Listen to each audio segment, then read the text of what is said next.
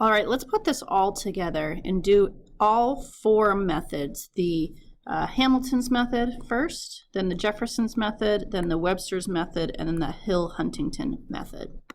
And this is what that table is going to look like when you see it on a test or a final. So we want to get familiar with it.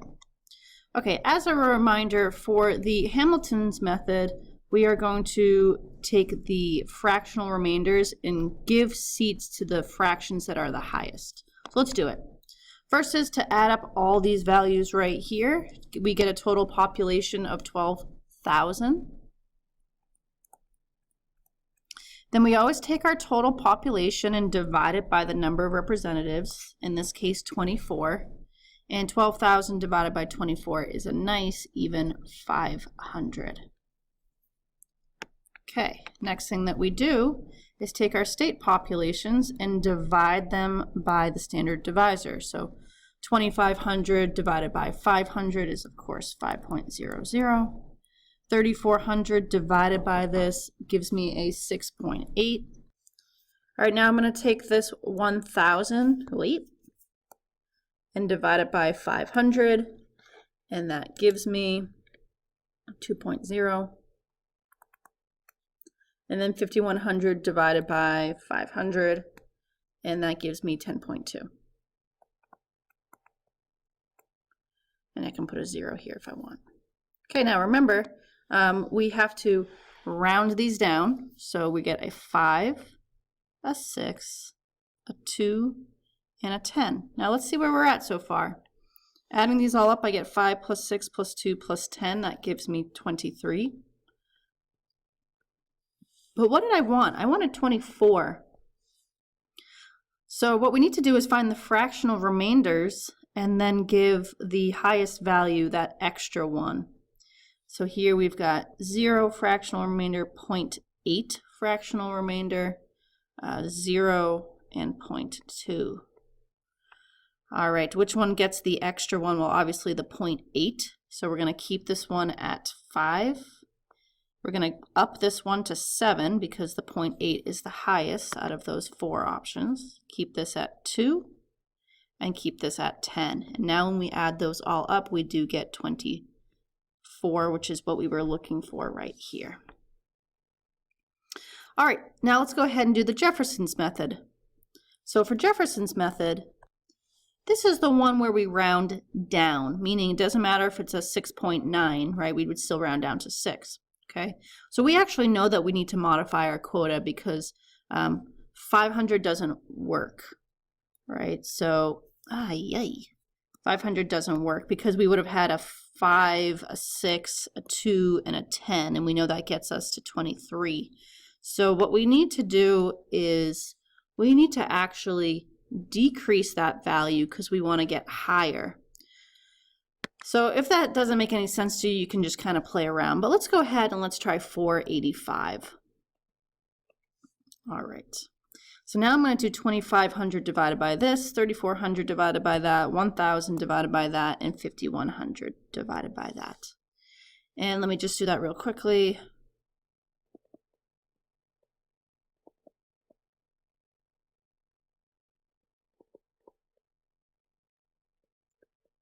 Okay. Let's see if this works. It may not work. All right, so I'm going to round down to 5, round down to 7, round down to 2, and round down to 10. All right, what does that give me? It does, in fact, give me 24. So if you were to add up these values right here, you do, in fact, get 24. So I guessed correctly the first time.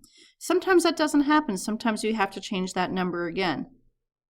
But just remember, okay, this number right here needs to be rounded down, round down, round down, round down.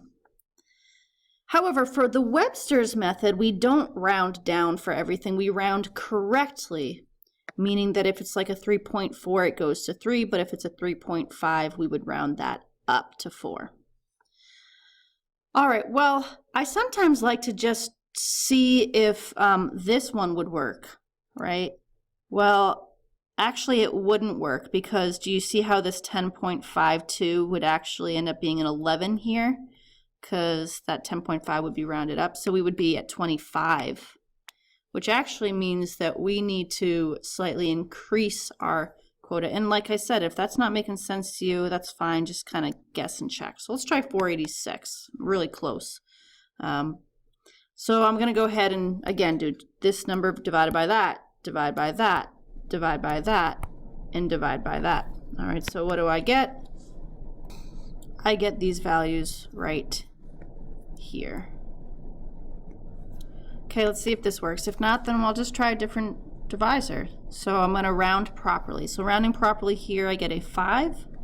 Rounding properly here, I get a 7. This one becomes a 2. And a 10.49 drops down to a 10. All right, and adding those all up, I get 24 as well. Sweet. All right, this next one, I'm going to actually give you the divisor on this one. It's 487. All right, so let's go ahead and let us find that. So we're going to do 2,500 divided by that, 3,400 divided by that, 1,000 divided by that, and 5,100 divided by that. Let me fill that in for you. All right, so I've got that down here. Why does it do that? Okay, next thing I need to do is find my geometric mean. So this is going to be, I'm taking that value and then adding 1. So I'm going to do square root of 5 times 6. This one's going to be square root of 6 times 7. This one's going to be square root of 2 times 3. This one's going to be square root of 10 times 11. So those values are the following. All right, I've got those down right there. So now I have to say, if the top value is higher, I round up. If the bottom value is higher, I just keep it as is. So here, my bottom value is higher. Okay, so I'm just going to round down and keep it a 5. Here, my top value is higher, so I'm going to round up to a 7. Here, my bottom is higher, so I'm going to keep that a 2. And last, it's close, but the bottom is actually a little bit higher, so we're going to keep it at 10.